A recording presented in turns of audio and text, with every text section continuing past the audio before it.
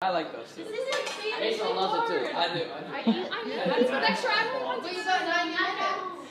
What's up, Lily? You want us to make that?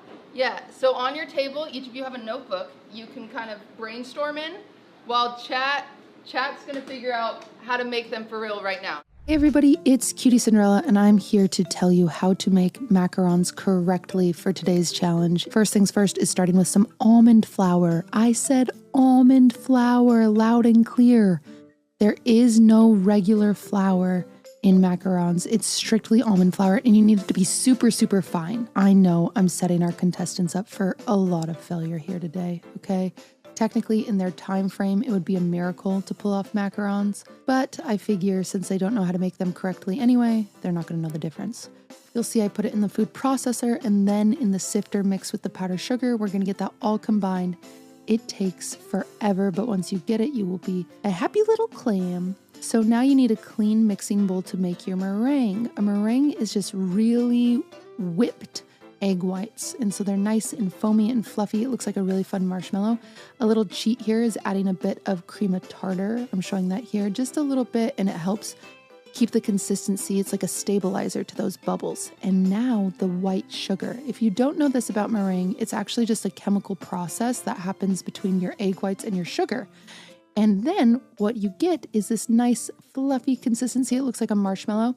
And I added my vanilla here, and then I'm going to add my food coloring.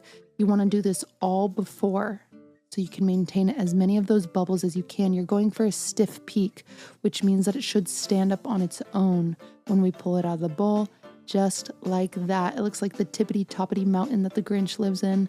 It's perfect. It's beautiful. Now we're doing something called the macaronage. This is the most annoying part of making macarons, which is crazy because we just did a lot of annoying things. What you have to do is fold in that flour mixture with your egg whites, fold it. So I like to describe folding like a scooping and a plooping. You go all the way around and then plop it on top, all the way around, plop it on top. We're gonna add the next third of our mixture. We're just gonna do this in batches until it's all combined and it's a lava-like consistency. The consistency with these is so incredibly important or it's not gonna work out. You're looking for a batter that you can create figure eights with and it just kind of falls back into itself. Once you get there, you're gonna put it in a piping bag and then you're gonna perfectly pipe out beautiful little circles, just like this. Oh, that was my first ugly one, but beautiful little circles as even as you can.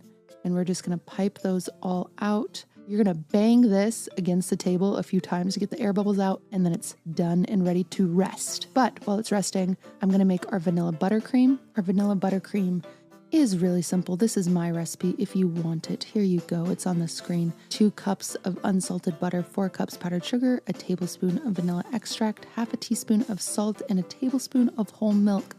And it's really easy to make. If you've never made buttercream, I promise you can do it yourself.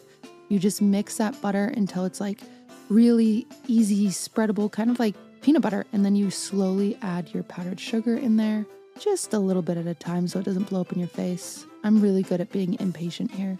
Let's watch me pour some more powdered sugar in here and make a mess. Yeah, see, I get a little impatient. Once that's all combined, you can't super overmix buttercream. Kind of hard to do, but I'm just going to add in my milk so I can get the correct consistency that I like, make it a little more spreadable, add in my own salt as well as my vanilla extract. Look at that, that is perfect.